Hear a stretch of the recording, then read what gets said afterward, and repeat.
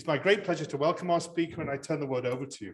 Thank you very much. So without much ado, I want to thank everyone, the organizers, for having me here. It's the most spectacular location I've ever had the opportunity to speak at. And thank you very much also for coming in indoors, despite the fine weather outside. I'll try and make it worthwhile.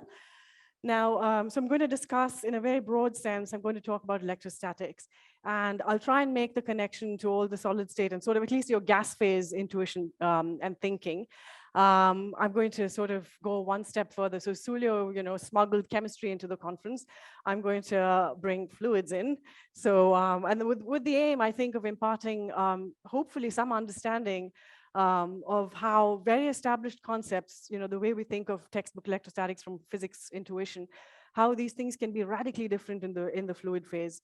At some level in a well understood way, and I hope to get to, at the end of my talk, show you how fluids can be extremely weird, and there's very interesting physics happening there. So we're going to look at electrostatics in the fluid phase and try and understand the problem. So yeah, that's sort of our broad goal. So starting with gas phase intuition. So the story starts with a way of trying to figure out how do we trap matter in the fluid phase. And if you look at the gas phase, you have experiments going all the way back to Rutherford, where you're talking about controlling beams of atoms and ions.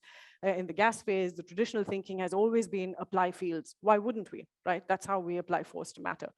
So if you look at the development of this, the trajectory, oops, I'm pointing at the wrong thing. If you look at the sort of trajectory, you come from, you go all the way to accelerators quite quickly, applying electric and magnetic fields to objects in order to control their spatial behavior. Then the optical trap is sort of the first tool that makes a connection to future fluid phase experiments, where you use light to then control matter. And mass spectrometry and all these fields, if you look at them, the abiding principle is apply fields to control matter. And if you play this game and you want to look at fluid phase biological questions and things like, oh, let's just say biological matter. We don't have any biological questions at the minute, not in this work. Then there's always this one nagging problem that you're dealing with the polarizability, essentially always dealing with the polarizability of an object that scales with its volume. Okay, and this is a game you will start losing, because the moment you go from large microscopic objects to small nanometer scale things, you're contending with, and if you want to do experiments in room temperature, we don't have the option of cooling down to a couple of Kelvin, right? So this is room temperature fluids. You quickly start competing with thermal energy, which is a very hard scale to beat, especially when your interaction is weakening as the third power of the size of the object. You can't win that game. So you can't use traditional methods to trap objects, small nanometer scale objects in the fluid phase, except now that there are some clever optical techniques that make use of near field and so on, but those are very recent developments. Fields are massive, they unfold objects. I'm not going to go into that at all. I'm trying to give you sort of big picture ideas while still motivating the kind of work we do. So what we did was we took a step away from applying fields. We are in the business of manipulating interactions at the nanometer scale in order to do things we want to do. So what's the first thing that you think of in the fluid phase? A very long range interaction. It's the Coulombic interaction. Okay, and in the fluid phase, you have this, again, this extremely important characteristic of the fluid phase, which is thermal energy, whereby even if you have a charged surface, you have sort of the electrical potential at that surface screened exponentially. Now, this is something that should be even familiar in the solid state context. You have screening. So if you take a negatively charged surface and put a negative object close to it, then it experiences exponential repulsions. That's a force that you can manipulate. Now you take a parallel plate system, put a negative object somewhere. It's going to hang out in the middle just because it experiences symmetric repulsions to the top and bottom. Now, let's say you make a sort of indentation in one of the surfaces. What you do is you get a minimization, let's say a 0 in the electrical potential at the location of that indentation. What that means for a charged object interacting with such a landscape is it experiences a potential minimum. I'm not very used to this pointer, you can see that. Anyway, so there you get a potential minimum, and this was a proposition we had, and the minima was so deep, just in a calculation, with just glass surfaces next to each other at a nanometer scale distance, let's say a few Debye lengths, that back then it seemed like you could create traps for charged objects, single charged objects in solution. So the initial realization of this experiment, which continues to this day, is something quite simple. It's two parallel plates with a hole, sort of what you might think of as a cavity on one side. But this is a dielectric system, so no funky optical effects whatsoever. We sent in these gold objects, massive 100 nanometer scale objects, scatter light tremendously. So that's a sort of an SEM and an early experiment. That's the surface. You have 4 little cavities. I mean, we have thousands of them these days, millions even, or perhaps that's an exaggeration, let's say thousands. And we sent in these gold particles and found without doing anything, you could have each of these particles, sort of sit in this local free energy trap and just sit there forever because they carried so much charge. So this was very much like, getting work done for free because, you literally had to do nothing. You had to build very little. It's all in the thermodynamics. It's all hardwired. The trap is sort of hardwired into the system. So this is where we segue a little bit away from colloidal particles to biomolecules and understanding electrostatics, and then pointing out all the holes in our existing theories. So then it turned out that, if in our thinking, you can consider a protein molecule like a colloidal particle, just an object that carries charge. Lots of people will hate me for saying this, but I don't expect this community to object. Physics model of a protein is a colloidal particle to the 0th order. So we found that you could even take charged proteins, and these are now approaching the nanometer scale, a few nanometers, and hold them in these traps for very long periods of time. And lots of people like this because many experiments involve light in, light out, right? You just want your object to sit there and you want to be able to interrogate it with light. So this worked very nicely. Colloidal particles were just like, proteins. We were able to trap them and so on. And now physics of the trap, just a quick look at it. Why does this trap work? So the argument that I first made was sort of energy minimization if you have this static point charge scanning a landscape. That's sort of textbook intuition from a physics perspective in the vacuum phase. In the fluid phase, this is not true. You actually have quite a different thing going on. You have this charged object scanning the landscape. You perturb all the electrical potentials. You perturb all the ion densities. The picture that I have up there with this little equation here can't be right. Well, the real answer is that there's a whole lot of entropy at work. And the reason the trap works is that it's moving in an ideal gas of counter-ions. So there's a lot of positive charge in the system, which neutralizes the charge on the walls. And it's the counter-ions essentially experience a sort of an unfavorable entropy when the massive charged object you have is outside. So essentially the trap works because of an entropic principle, but this is not new, right? Luckily, this is just the same old physics that we already know, coming back in a different kind of a nanoscale experiment. There's lots that the fluid does, which was not understood until now, and I'll try and get to that, hopefully, at the end of this. So we went from a gold particle all the way down to fluorescent dyes. You can trap everything from 100 nanometer particle down to a single fluorescent dye carrying, really at the nanometer scale, carrying a single charge. This principle works all the way down, no matter what object you're looking at. And all it depends on is a little bit of charge on the particle. High order effects, dipoles, blah, blah, blah. It probably matters, but we're not picking that up. The major response is just the charge at the minute.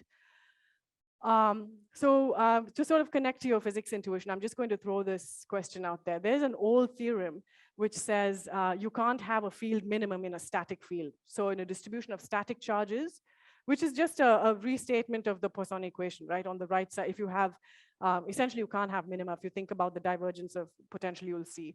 And Earnshaw said that you can't have, actually the Laplacian of the potential, you can't have a spatial trap. And yet we have purely static fields and you still have a trap. We'll come back, I'll hopefully come back to the answer at the end. So just think about that perhaps in the background. So 1 over r square fields are divergence and curl free, so you can't have stable spatial minima in these fields. Anyway, so where are we headed at the moment with this trap? I mean, one thing is that you can look at matter, and it's very nice. The other thing is, can you do something beyond that? So that came to sort of this invention of this principle of escape time electrometry, where we look at escape times of molecules from traps in order to measure their properties very precisely. Now, it turns out we can measure, these escape times are exponentially distributed. We can do these measurements with extremely high precision. And in exchange, what we get, to cut a long story short, is something called the effective charge of a molecule. Remember, I'm going to tell you now why charge in the fluid phase is so profoundly different from the gas phase. And this is a good example to do it. Because you see here, we're working with this protein molecule that we have from a collaborator, where if you sum up all the charge known from its chemistry, you get something like -46. You measure the charge with this extremely precise technique, and you get something much smaller. And you see, we also have this massive precision. Now, everyone will notice that these are non-integer values. I know you're from quantized thinking. Of course, charge is quantized, but we're making a time averaged measurement, as a result of which you can think of a system which is fluctuating in a quantized way, but the average comes out to be a non-integer value. Never mind. Okay, so we have this extremely high precision, and I'm going to give you a couple of examples of what we do with this high precision, because as such, you've made a measurement, you have a number. If you can't interpret it, it's true of most experiments. You can't do much with it. It's not a technique unless it tells you something about the system. So here I need to sort of smuggle in a little chemistry and tell you why charge in the fluid phase is different from the gas phase. So anybody with a little chemistry knowledge will hopefully recognize that stuff that ionizes has a sort of a pH dependence, so given by that equation. And then when you pack lots of charge together, you incur a correction, which is just given by this Boltzmann-like factor. So when you have a highly charged dense system, there's a lot of thermodynamics in that expression that tells you whether the extent of ionization of this object. So that's already in there. It would be nice if that's all that we had to deal with, but it's not. It gets much more complicated. The other problem that we have is this thing called charge renormalization, where the electrolyte itself has an extremely nonlinear response to a charged object. You see this little pretty equation sitting there is actually horribly nonlinear. And what it says is, if you have a charged object, then counter-ions will rush to screen the object. They will interact so strongly with the charged object that in the far field, most of the charge on the object will appear neutralized. Okay, so this is why charge in the fluid phase becomes an extremely complicated animal. And it is also the reason why, in my view, there have been no experimental techniques, or very few, if any at all, precise techniques to measure charge. And yet it's such a fundamental and important property of molecules. We measure mass extremely precisely with a mass spectrometer. And charge is something that literally in the whole biology community, generally nobody knows what to do with. I don't think we've had techniques. There's lots of theoretical work, but no experimental techniques. So perhaps I'm going to skip over some of the useful sort of aspects of why we want to do this. Now, I'll just tell you quickly that if you measure charge extremely precisely, you can even tell, for example, in this protein, comparing the calculated charge and the measured charge could tell us the exact charge distribution, or roughly where you have lots of packed charge in the molecule and lots of dilute charge. So we started to be able to tell charge distributions and so on in molecules by doing these experiments. And in the early days, we sort of looked at all kinds of objects: DNA, single-stranded DNA, proteins, globular proteins, and we found just measuring this one simple effective charge parameter, just by looking at escape times, you could tell a lot about the molecule structure. And whether it was folded or extended. And these things tend to be important questions in biology. So now I'll sort of throw a little movie at you just to wake you up, perhaps from a postprandial slumber. So there's two molecules there. One of them is blue and green. The other is green. And you're looking at basically a second worth of movie. Okay, so not a long time. How many people think that the blue molecule is less charged? Okay, I can safely say you're all right. Ooh, oops. Normally, nobody responds, and then I can say everybody's right, because so you see that the blue molecule is spending a lot of time sitting there for a long time, while the green molecule is all over the place. And the reason why you're able to, they're actually very slightly different. These two molecules are just two slightly different lengths of double-stranded DNA. Now, DNA is negatively charged, okay? And telling the difference between these two slightly different molecules in a normal experiment that you have these days, the way people run analytics, it would take you an hour to tell the difference. But because you have this exponential response of escape time to charge in this system, you're able to tell the difference by looking at 1 second worth of movie. Okay, and literally one molecule of each species. So there's tremendous potential in this sort of new nanoscience measurement tool. There's tremendous potential in being able to apply it to the right biological questions, or even just as a broad tool in bioanalytics, and we're slowly getting there. So these were early experiments where you could tell tiny differences, dyes which change the charge of proteins by 1, you could sort of measure that, and then small differences in DNA and so on. And of course, like I promised, we can even, this is essentially, you're essentially looking at the trapping of a single ion in the fluid phase. I mean, which I find kind of nice, because you listen to all the gas phase people and they're trapping ions in the gas phase. This is literally, every single sort of flash that you see is something on the order of the scale of an ion, because it's actually an organic dimolecule, but the dimensions are roughly approaching each other. So quite happy with that in general. It's kind of an evocative idea to think that you might be looking at a single ion, a single sodium ion or something. That's kind of nice. So escape time electrometry also works on this. You can, like I said, if you look at one molecule long enough qualitatively by eye, you're able to kind of say this is more charged or less charged.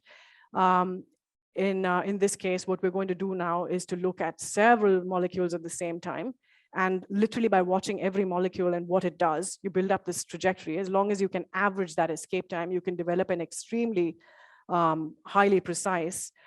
So, like I say here, 2 or 3 hops are sufficient to know the charge within 10%. So if you collect 100 hops, this is going to get better and better with with inverse of square root of n. So this is an example of how understanding electrostatics and sort of doing fortuitously right experiments could sort of open up new technologies and answer new questions. And the way we envision doing that is, for example, in an experiment of this style, you're literally looking at every single molecule giving you a number. Now, this rarely happens in measurement. In measurements, you're normally averaging, or even sort of single molecule techniques, you're averaging over a number of single molecule measurements. In this case, you can really get a highly precise measurement on one object at a time, and you can do zillions of objects in parallel. Granted, these spectra are kind of broad, but that's because we don't have enough hops yet on each molecule, and are sort of looking to expand that and make really thin charge spectra or narrow spectra. So one pet problem of mine that we sort of did recently was the role of shape. Now, I already hinted that the effective charge is sort of a function of the 3D distribution of charge, and it stands to reason that some of that would be shape. Now, in the bio community, they all know that shape matters at the nanometer scale, at the sort of atomic scale.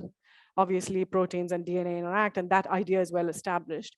But a problem that we decided to look at was to just take DNA, make it into various different shapes. This field is called sort of DNA origami or DNA nanostructures. You can make different shapes of DNA that carry exactly the same amount of total charge, but they have vastly different electrostatic responses. So I'm drawing sort of the potential distribution around these objects. And we can pick this up with incredible ease, I'd say, because you don't need to do a terribly precise measurement. You do the measurement and you can easily see that, this is the above value, the value on top is sort of the measured value, the value below is a calculation. And you see there's incredibly good agreement from fairly coarse measurements. So I think this is a concept that, I'm quite happy. It's a theoretically known idea, but there's just no ways to measure these things. And it also opens up a tool, because in biology, they're very interested in understanding what shape an object has. So this is kind of a proof of concept. There are structure questions in biology where RNA will form all kinds of different shapes. It's quite hard to do these things in structural biology. You have X-ray and NMR basically. And the hope is that something like electrometry will deliver on that, at least provide coarse-grained information on this question. And I think, and I'm going to end with this before I switch to my new and exciting problem. I'm going to end with showing that electrometry can even do stuff that is traditionally only expected of X-ray crystallography and NMR. For example, take the structural question, where you take 2 pieces of nucleic acid, one is DNA, the other is RNA, take the exact same number of base pairs, they're supposed to carry exact same amount of structural charge, but you see that their geometry is different. One of them is shorter and fatter, the other one is thinner and longer. And so this is, you're talking angstrom level differences.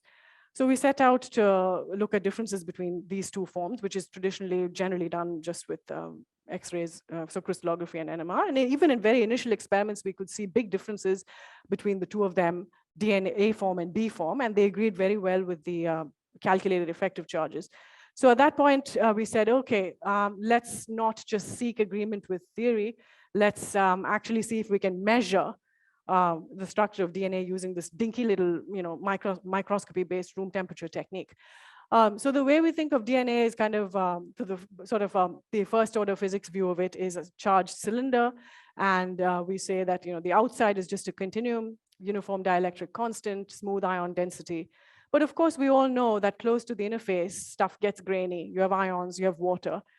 The continuum picture has to break down at some distance. And so the question is, what's this distance? And are we going to be able to measure it? Can I throw in different ions in my DNA? Because we apply the continuum model in analyzing the data. So the question is if the continuum model, when applied to these measurements, will pick up these differences that show the borderline between where the graininess begins and the continuum sort of takes over.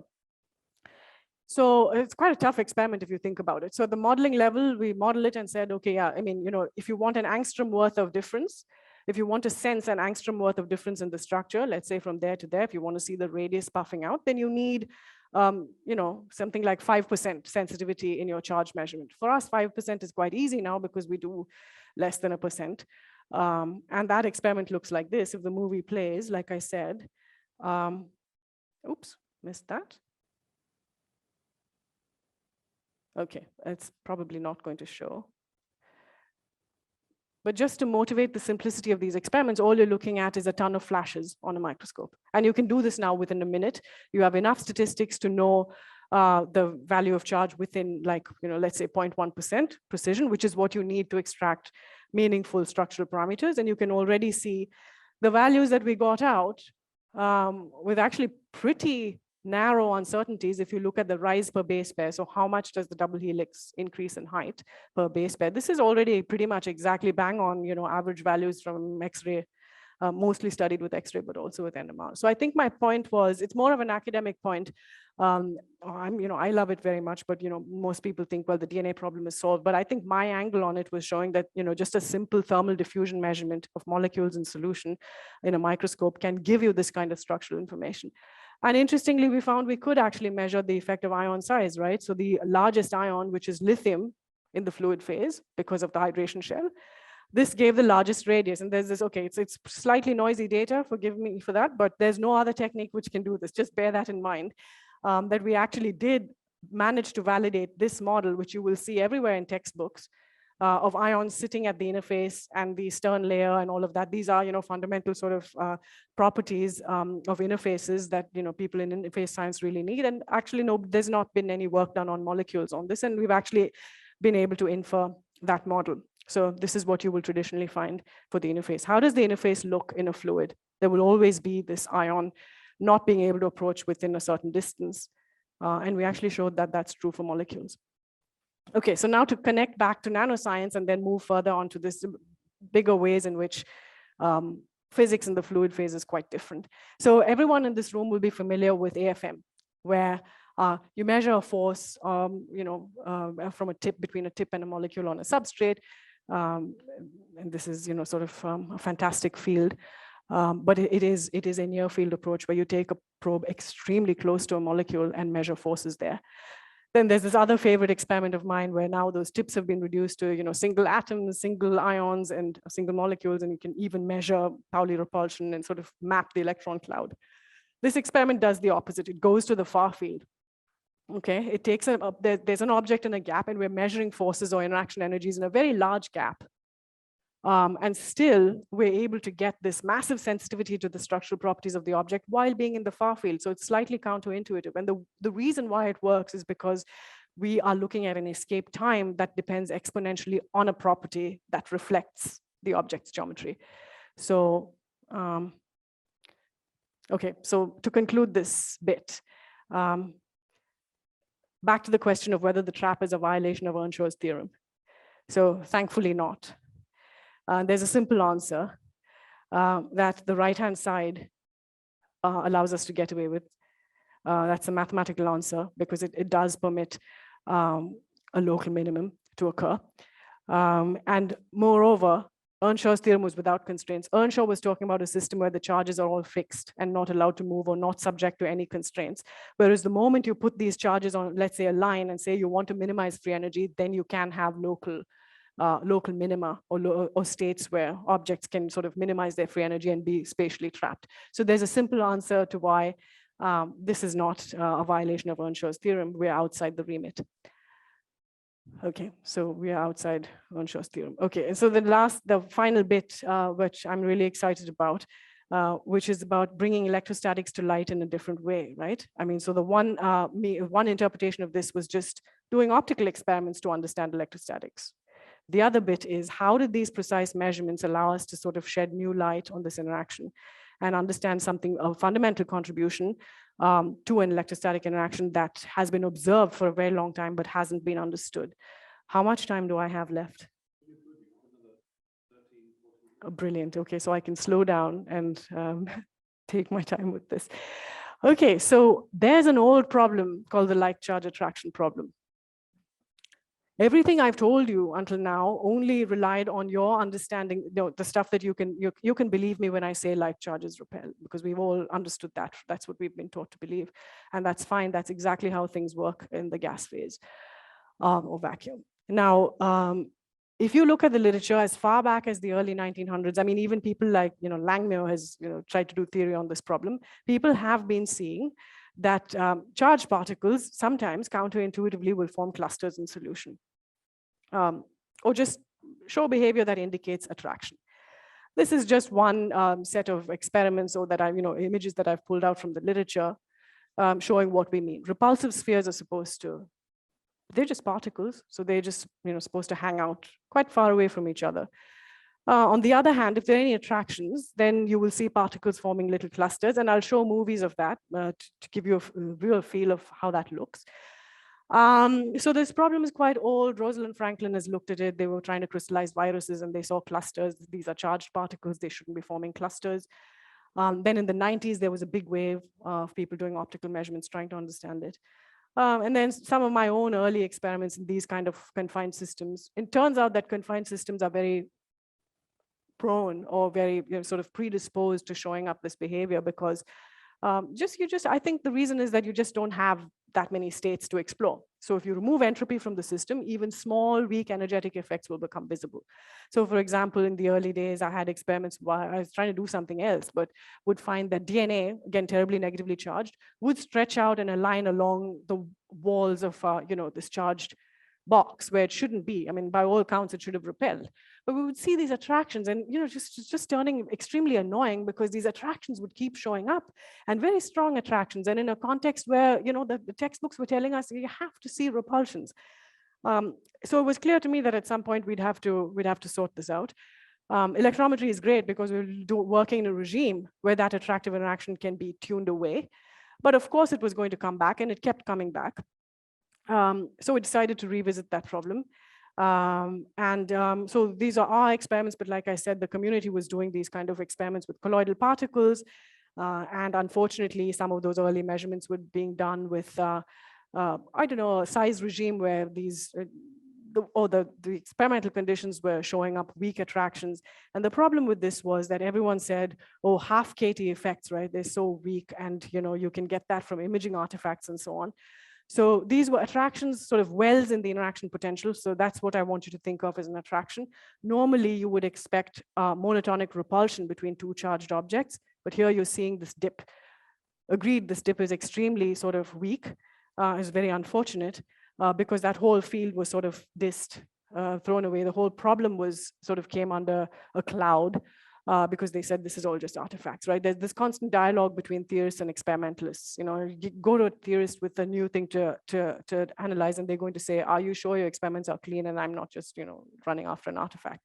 Fair enough.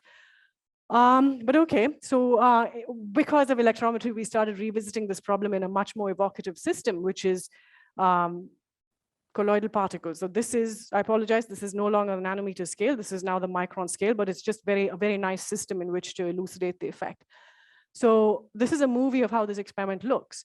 Each of these particles should not be huddling together and forming this crystalline structure with neighbors, okay? And the distance between these particles is real. Now the movies are digitized, but there's actually a micron worth of space, solvent, nothing. Right, just the continuum between these particles. So there's got to be, nothing's going to give up entropy for free and sit in a crystalline structure. Right, even in a metal, there's delocalization of electrons that makes that structure possible. So there's some force here which our textbooks are not telling us about. So you can do this, you can change the salt concentration and you find that at large enough salt concentration, you screen the electrostatic strongly, the clusters go away. Now here you're seeing, basically these are probability density distributions. So if you have peaks, long range peaks, that means it's sort of a crystalline structure. And the reason why the peaks decay in magnitude is because you have finite sized clusters. But essentially it says you've got clusters if you see these peaks. And we can turn that into interaction potentials, and we see these massively deep pair potentials. So we're inferring a pair potential, and you see, 5 or 6 kT is not an energy scale that you can sniff at. This is not an optical artifact. You can see it by eye. Some of those particles flash in and out in these movies, but that's an artifact of digitization. It's not to be taken too seriously.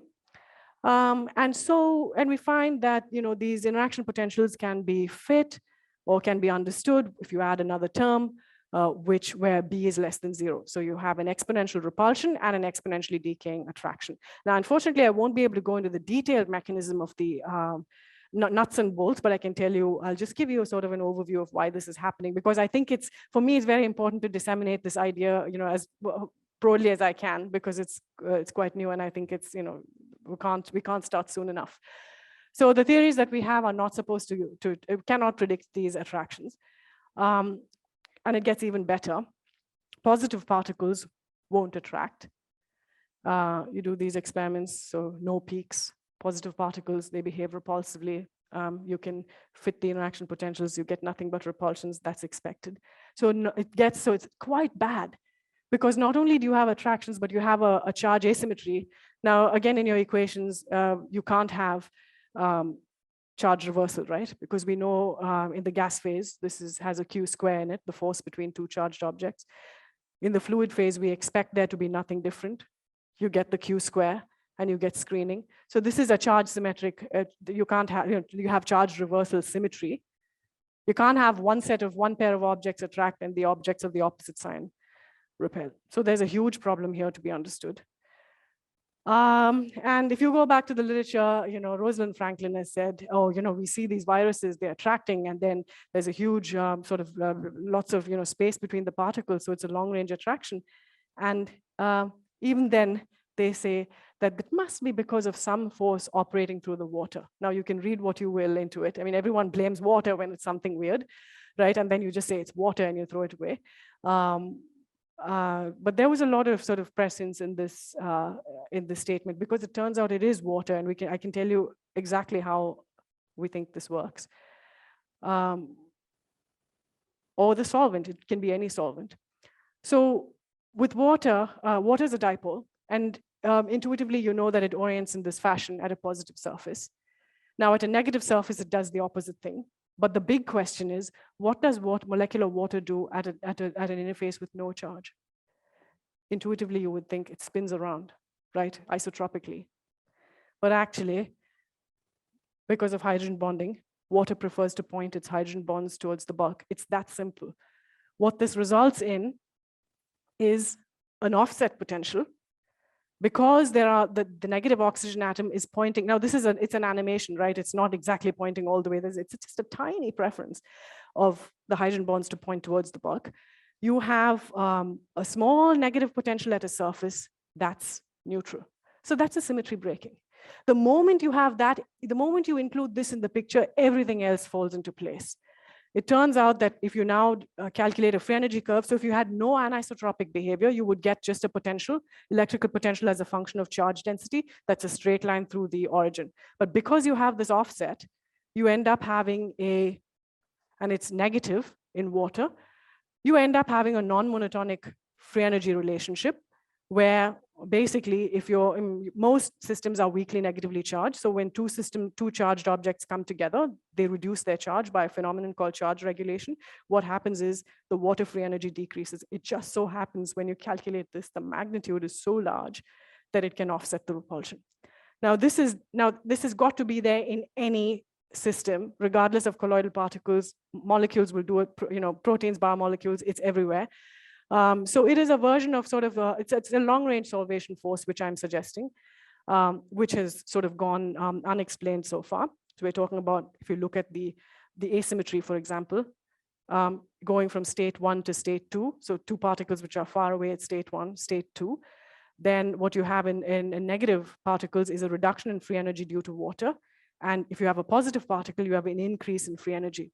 So it's the asymmetry of the solvent molecule that results in an asymmetry of the solvation contribution. And the solvation contribution is so strong. You don't, obviously you don't have this in the gas phase, and everything is intuitive and simple in the gas phase. But this is I think a major departure from our intuition. It's been quite hard to figure this out. And in any case, and just to prove that we're not imagining this, right? People in interfacial spectroscopy have seen this, have seen water turn around and do this orientation. So the fact that water orients at an interface and it does it in this fashion is well known. It's just that nobody's taken, so far, we haven't realized that there's a massive thermodynamic contribution from this. I mean, thermodynamic contribution could have been small, but the fact is that it turns out it's quite large. So anyway, so it's this behavior that's non-obvious, but it's been seen. And this immediately has implications for intermolecular interactions. So the broken charge reversal symmetry is explained. How does it look? We essentially proposing that the theory now picks up a new term. And by the way, I'm not going into detail, but that term can be zero. It doesn't have to be large. You can tune the pH and it will go away. So lots of experiments that people do will see nothing. We'll see perfect DLVO, the theory that we call DLVO, which basically says exponential repulsions plus van der Waals forces is what governs everything. Many experiments will see just that, but many experiments will look weird. And those weird experiments will have a large B, will have a large contribution from the interfacial force. So that's one aspect, and also that positive particles will always show an enhanced repulsion. Then, of course, this whole thing begs the question. So it's all dependent on water and the specific way water orients at an interface. What's special about water? Change the solvent, right? I mean, even mathematicians have said this to me at the end of the talk, and said, okay, we'll go back and do it. So water orients in this fashion with the negative oxygen towards the surface. Let's say methanol does the same thing, because methanol is just one H atom replaced by a methyl group. So we expect here that negatives would attract. Let's say that ethanol, we are not sure, maybe it rolls around isotropically, so that should give zero potential at the surface, zero potential from the solvent, so maybe no attraction. And stuff like other alcohols, maybe they point their oxygen atom towards the bulk, so you should get a net positive potential. Maybe they should do the opposite thing. Positives should attract. Okay, so we did the experiment, and we found from molecular dynamics simulations, we found that in fact ethanol and IPA orient in a fashion that they point their OH to the bulk. And so we incur a positive solvation potential at the surface. So the expectation is that positives should cluster. And these are the experiments. So the above one, the images of the clusters in the top one are for ethanol, that's isopropanol, and then conversely, negative particles would not form these clusters. So a cluster set of peaks for positive particles, nothing for negative particles, inverted set of curves, attractions for positives, repulsions for negatives, agreeing with the model. So which I feel, these are kind of features. There's one too many features building up from experiment that corroborate this kind of theory. So some version of this model is probably what's happening. So the sort of the summary is sort of the four Marilyns kind of a picture where if the solvation potential sign matches up with the charge of the particle, you can expect like charge attraction regardless, So same would be true. Positive in alcohols, if you expect a positive solvation potential, then positive particles would attract. So everything on the diagonal here will show attraction. So that's the summary of basically, I think one could probably, I thought that developing a nice new molecular measurement technology was great, but I didn't think that we could actually, uncover something about the interactions that we were studying. I'm very glad that it did work out. So that's sort of a movie to show you that these aren't just clusters stuck to a surface, but they're tunable. They have all kinds of, probably going to spawn all kinds of different experiments because, just being able to tune colloids is such a big deal in sort of, self-assembly and so on.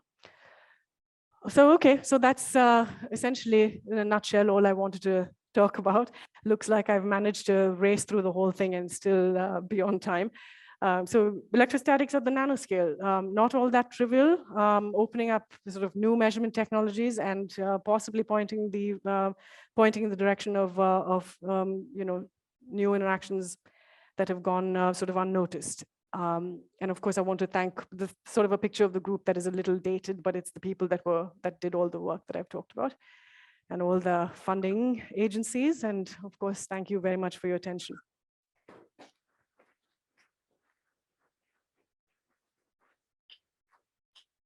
So thank you for this wonderful talk. I'm sure there's going to be discussion and questions. I see already a few in the front row registering interest, but maybe we start with the back as well.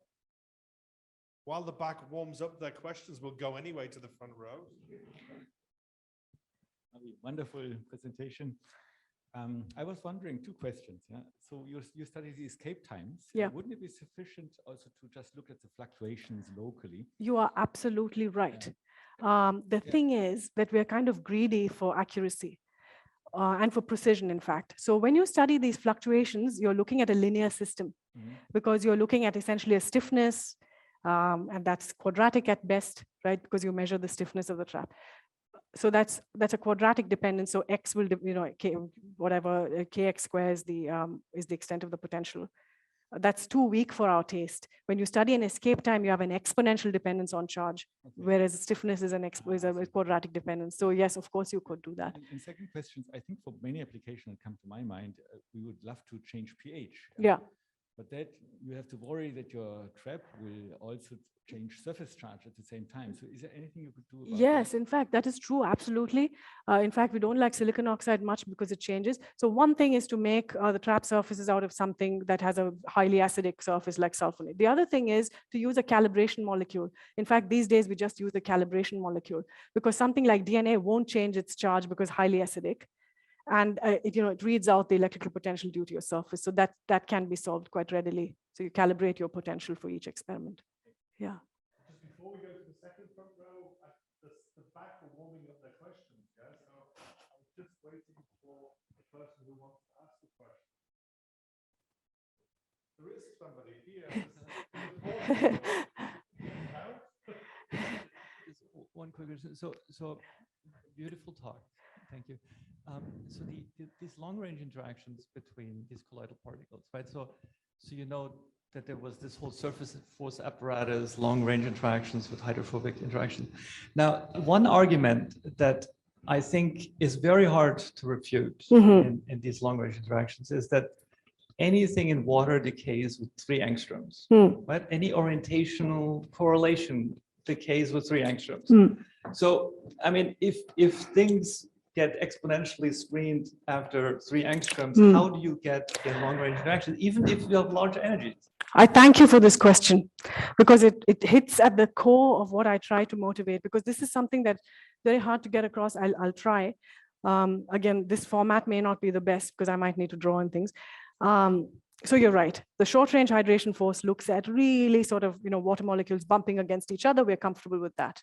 How on earth can an interfacial phenomenon, I'm claiming just the first layer of water molecules, how on earth can this give rise to a long-range force? You're right in asking that question because I didn't give you a key bit of information. I glossed over it. Now, if the particles remained at constant charge, which is an idealization, then we would get nothing because we would have no way to talk to the orientation of the interfacial water. Because I'm talking about an orientation, free energy, an orientation of the water that depends on the local charge of the surface. Only if the charge changes can my water reorient slightly and give me a free energy contribution. Now, when 2 objects approach each other in real life, they are not at constant charge. They actually charge regulate. And that process is very long range because each particle sees the tail of the exponential potential decay of the oncoming particle. So they are talking to each other via a very long range interaction. No, I'm talking about electrostatics.